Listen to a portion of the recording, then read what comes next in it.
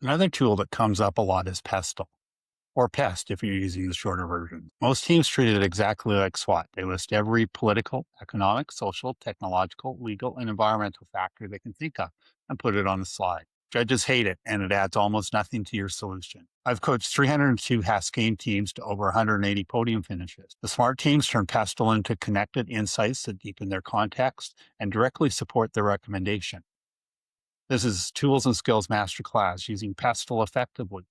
Let's stop listening and start building real analysis.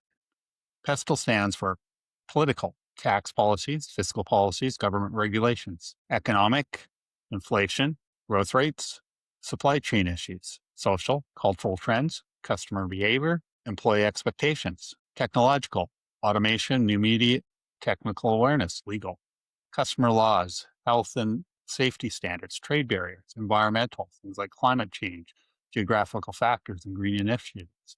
These are the external forces that shape the environment your operation operates in. The real power comes when you stop listening and start asking, what does this tell us? How do these factors interconnect? Take the grocery store example of getting groceries home. Political and environmental, increasing regulations on single-use plastics raises costs due to GHG concerns. Economic, high inflation and supply chain issues increase cost of goods. Social, COVID changed shopping behavior towards pickup and delivery. Technological, development of compostable bags from new materials.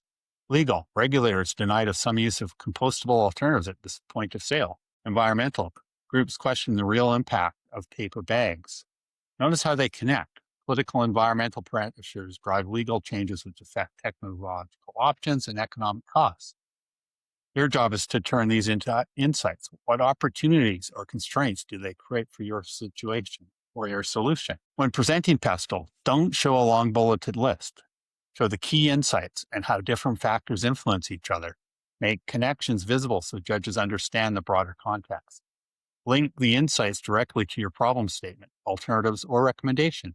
PESTLE should feel like the natural part of your external analysis that strengthens your entire story, not a standalone slide that wastes time. There you have it, how to stop presenting useless PESTLE lists and start using it to build deeper, connected insights that make your solution stronger.